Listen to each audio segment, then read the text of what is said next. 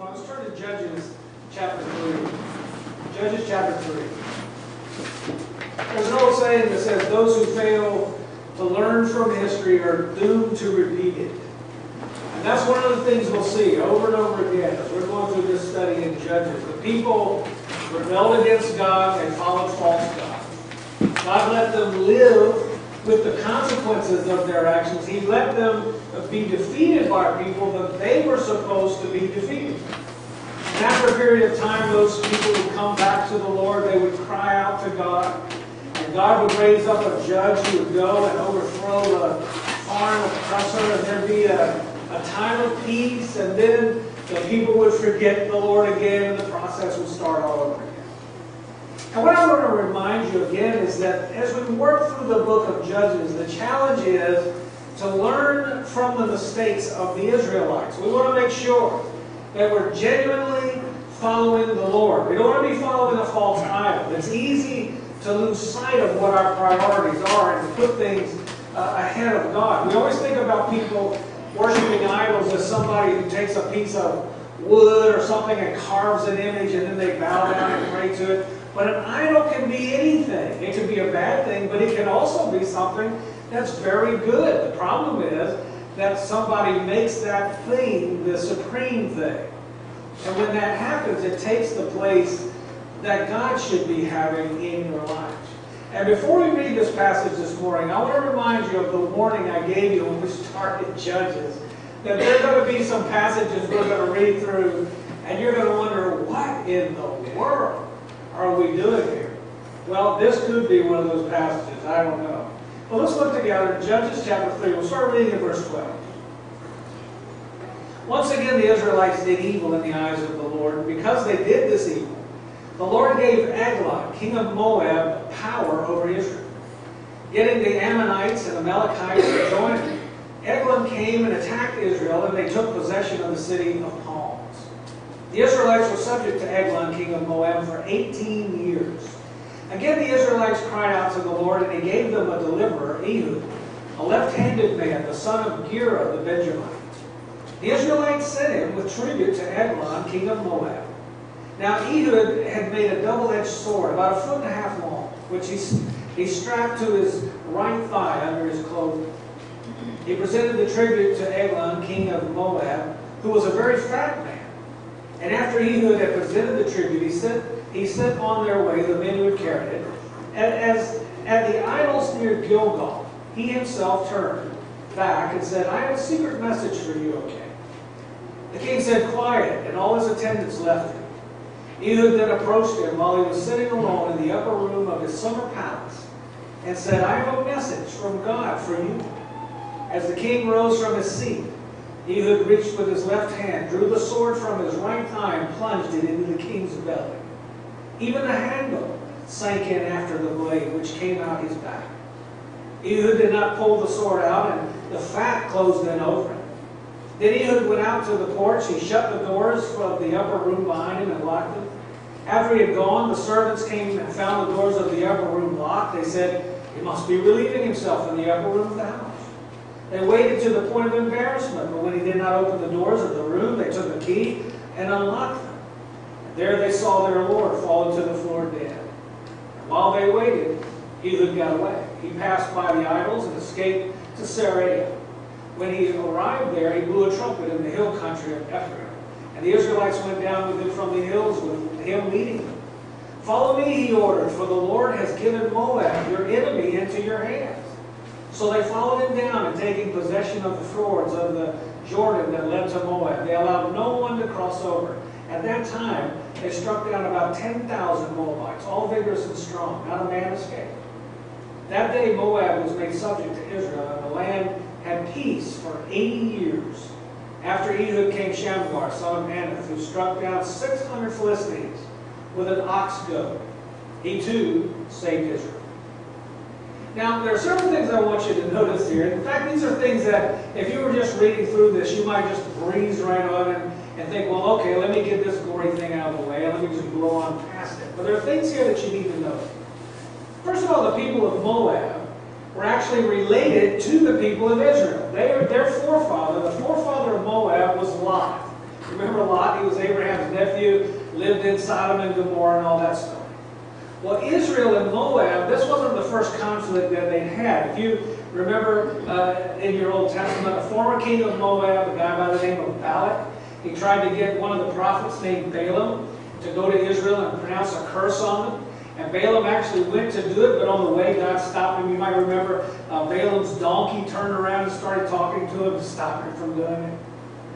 But there's something else interesting in this case. It is when Eglon, the king of Moab, defeated Israel, he took over the city of Jericho.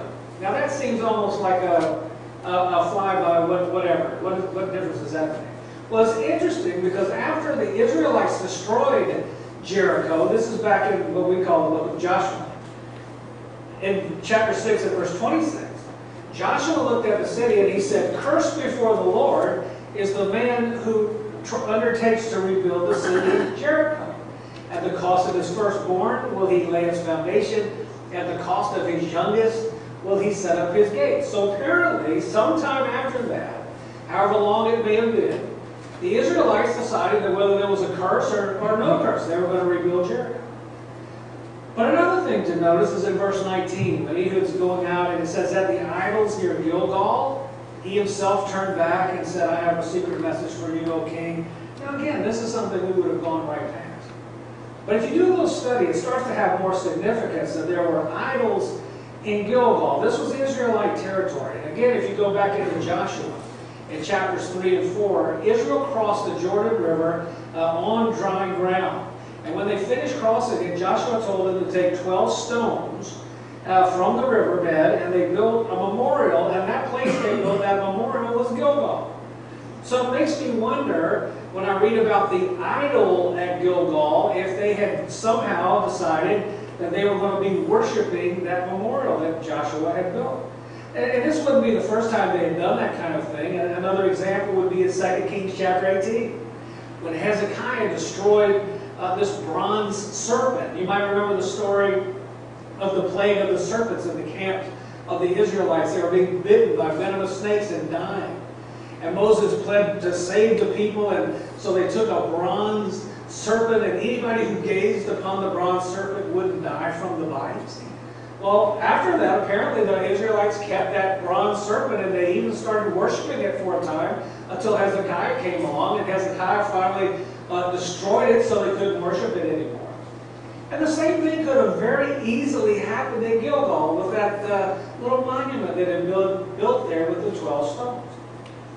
And that's important to notice because it just reminds us that anything can become an idol. People, I've known of people who pray to pictures of people. They pray to people who died. When they pray, they start talking to someone in their family who died.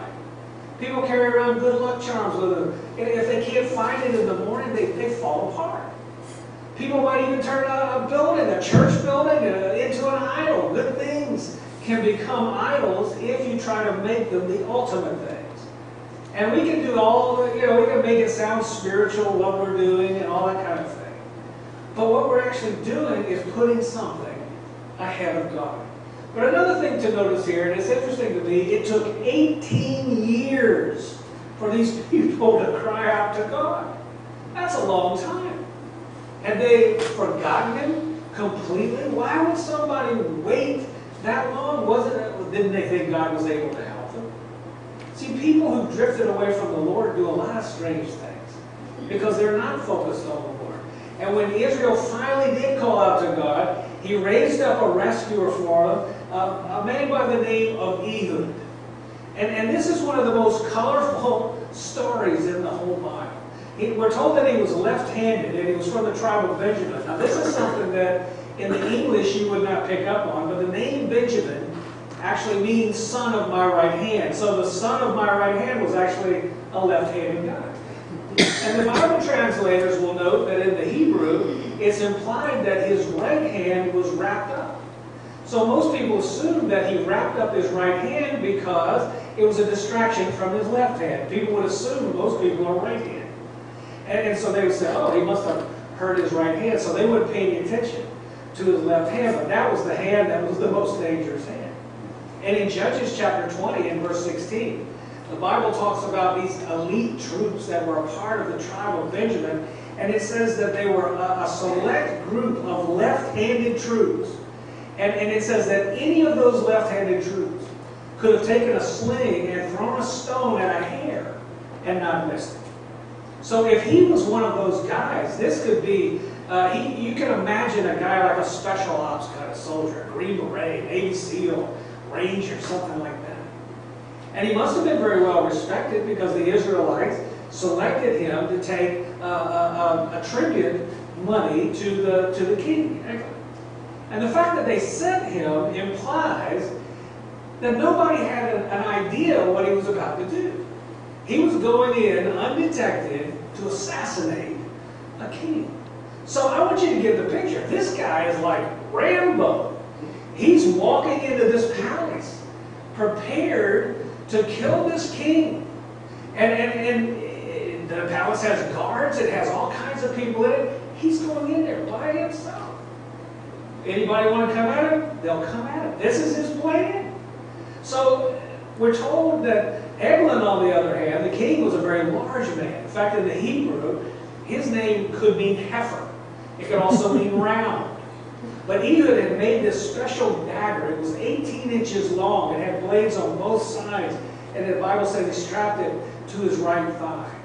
And at some point he asked to talk to the king by himself. He said, I have a secret message for you.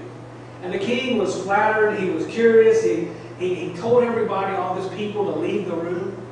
And then this is like the Godfather movie or something, you know? And Ehud goes and says, come in close. I have a secret for you. And he takes that dagger out and he runs that dagger through him. And it was so deep inside of him, it was coming out of his back. And the Bible says that the fat, the handle went in. The king's fat covered it up. And if you have it in the King James Version, at the end of verse 22, it says, and the dirt came out. That just means the king emptied his bowels. It's a very graphic thing going on here. And while all this is going on, now this is Ehud. Get the image of this guy. He's just done this monstrous thing. And I picture him just turning around and he goes back to the doors he came into and he closes them and he locks them from the inside. And then he goes out the back and he climbs over the thing and he's gone. He escapes. Now, it's interesting to me, this guy, this is like a super action figure or something. He's not playing around. And by the time the king's men realize what happened, they're guessing he might be using the bathroom. That's because that blade emptied his bowels. And by the time they go into this room, not only had Ehud escaped, he had the time to go back and get his army and come back. And they attacked the Moabites. They killed 10,000 of their best soldiers. And then the Bible says there was a peace in Israel for 80 years before the people forgot the Lord again. And this time when the people called out to God, he raised up a man named Shamgar. Now it's interesting to me how the writers of Judges just sort of tack Shamgar up to the end of Ehud's story. And it sort of reminds me of in any church you would go into anywhere in the country, somewhere in their business meeting notes of years past, there's going to be an accounting that some clerk was writing the notes, and it'll be something unusual. It'll be something like Brother John made a motion that we paint the church orange or something. It'll be something unusual, something obviously ridiculous. And then the next line after it will be, after much discussion, a vote was taken to not paint it orange. And that after much discussion, 3 words, that could be 2 hours worth of hollering back and forth. You don't even know what those people said. You don't know how long they were debating with each other. After much discussion. And that's sort of how I feel about the story of Shamgar. It's like, you get the great story of Ehud going in, assassinating a king, and then it's like, oh yeah, and then there's Shamgar, and he killed 600 Philistines with an ox goad and saved Israel. And that's all you have about Shamgar, but there's still things you can learn by reading that one line. First of all, you know that Shamgar is not a Hebrew name, it's a Canaanite name.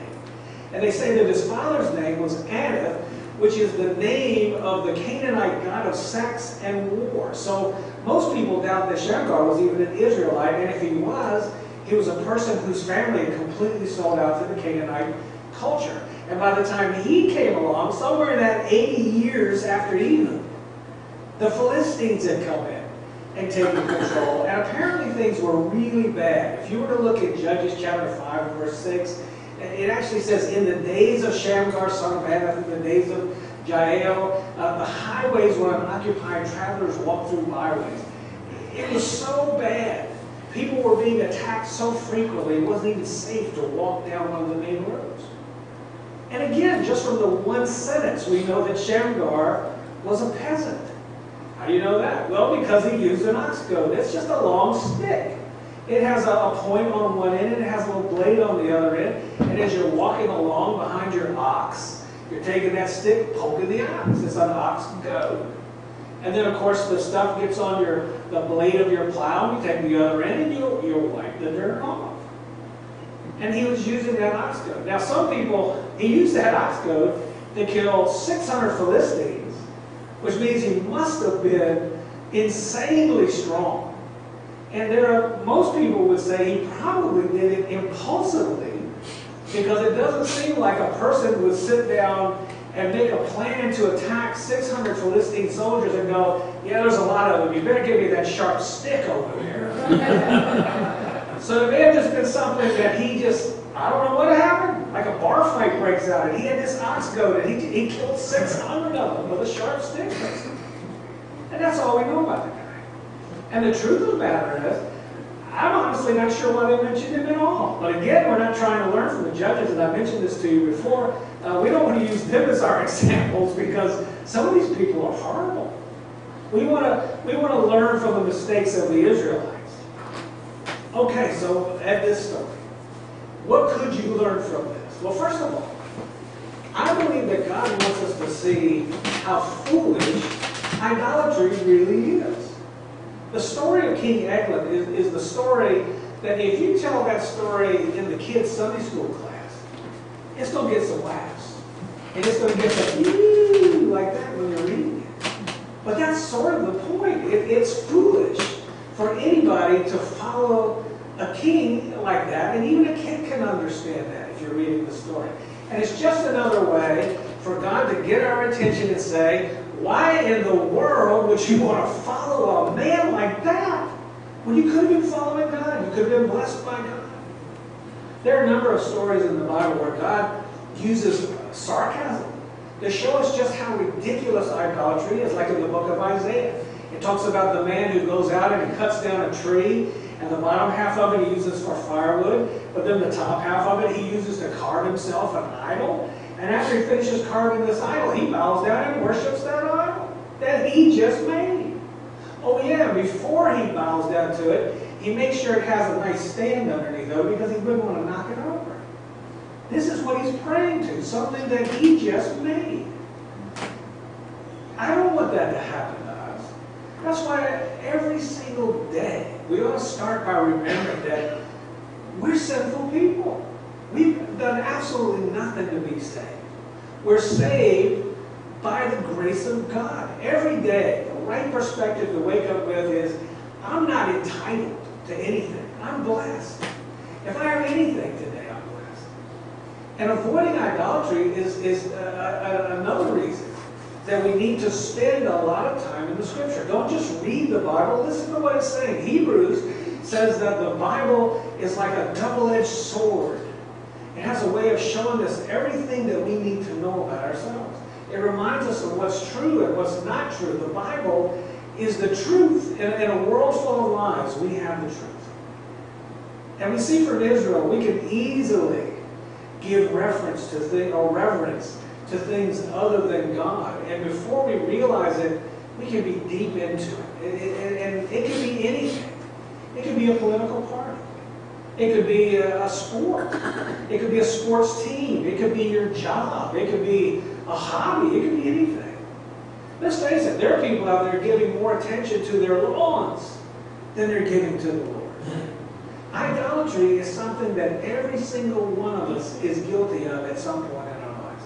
And God wants us to see how foolish that idolatry really is. But the second thing we learn here is that God can accomplish His purposes even when his people don't do what's right. I'm not going to stand up here and defend either. You know, people go, oh, you know, he was sent by God. Listen, what he did was not ethical. It was not moral.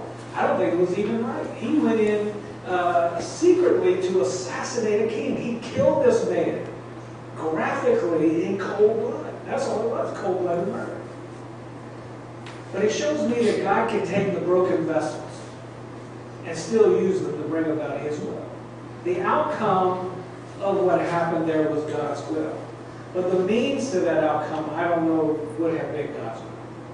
I don't know how you feel about that. But honestly, when I stop to think about it, it actually is sort of comforting to me. I don't think anybody should ever minimize their sin. I mean, we have to be aware that sin is horrible, and any sin, the Bible says, you're guilty of one, you've broken all the commandments. Sin is a bad thing. It's not what we should be doing. But this is something that reminds us that God is bigger than our failures. And that helps us to understand a final thing. That God uses all kinds of people. Last week, we looked at a passage with Othniel. He was a strong military leader. He brought a lot of skills to the table. This week, you have a trained killer, Ehud, and then you have a peasant with a sharp stick named Shamgar. And all of those people were used by God. And this reminds us of something you've probably heard dozens of times over the years, but God doesn't always call the qualified people, but he always qualifies the people that he calls. The key to being used by God is not your talent, it's not your personality, it's not your background. What's important to God is your availability. Are you willing to serve God? Are you willing to let God use you for his purposes? I love the story. One of my favorite stories to tell. Small church in Western Spring, Illinois. It's called the Village Church. It started back in 1912, and they didn't start building a building until 15 years later, 1927. Now, when they started building the church building, the first thing they built was a basement. They built a basement. Now think about this. And then they started meeting as a church in this basement. And they met in that basement for about 20 years. From 1927 until 1947, before they started building an upper floor to that church. But in the process of that, in 1943, a young pastor came there from Wheaton College. Now, I can tell you this. If I were even immediately out of seminary, but especially today, if I were talking to a church and they said, yeah, we'd like to offer you a position of pastor, we'd like you to come over and meet us, and you go over there and they're meeting in a basement. Oh yeah, we've been here for 17, 18 years. We haven't got the money yet to build anything above the ground. What are you, a bunch of gophers? You know, you're meeting down in a basement? You know, most people wouldn't even think about going to a church like this. But this is a young guy. He just graduated over at Wheaton College, so he was willing to preach in that basement. And in less than a month, he called the church to sponsor a radio program. The radio program was called Songs of the Night. And the church followed the leadership of that pastor, and they budgeted $85, 1944. So this is a lot of money, $85 a week for that ministry. Now that young pastor was there, I think 21 months was the total. The Village Church is still there in Western Springs. It's now called the Western Springs Baptist Church. But that young pastor who left there went on to become a part of one of the greatest ministries the world would ever know. In fact, it started almost immediately after he left that church. And now that Village Church has the distinction of being the last church that Billy Graham served as pastor. What you might think of as a little thing might be a much bigger thing than you think. I wouldn't have gone down in that basement. I wouldn't have been the pastor of the basement church. I wouldn't want all my ministry friends to go, oh, you're the pastor of the basement church. How's the basement working out? I wouldn't have wanted that. Billy Graham didn't mind. It was availability. At that point, I don't even know that it was about talent. And we know him today because he's just world famous. He's legendary. He's iconic. But he started out as a pastor in a basement. It's availability. What the things that you're looking at and you're thinking they don't even make any difference, God can use those things. If you allow God to use you, you'll be surprised what God does through simple people, broken people, just like me, just like you. See, the story of Eden is a strange story. And the story of Shamgar, if I had pointed it out to you, probably wouldn't even remember. But both of those stories, they're warnings, they're reminders that God's worth serving with all we have, with all that we are, all the time. That's it. That's the challenge. If you're willing to be available, God will use you. You may think you can't do anything. Well, I'm going to tell you, on your own you can. If you're waiting until you get talented enough to do this or do that or special enough to do whatever it is, you may never do it. If you're willing to be available, God will use your life in a miraculous way. I'm telling you this. I am the least of anybody in this room that should be standing up here preaching right now. The least qualified person in this room is me. I shouldn't be here. I would have done everything in my life to avoid being up here. If you're willing to be available, God will use you. That's where it starts, availability. And that's why we turn our lives over to Him. That's why we start out by saying, listen, I have a problem on my own. I realize I'm nothing. And that's not low self-esteem. It's just reality spiritually. It's saying, you know what? It's not that I'm lower than an ant or something. It's just saying, I understand that everything I have is by the grace of God. Everything I have is a blessing. I don't get things because I'm entitled to them. I'm getting them because God is blessing me in this moment.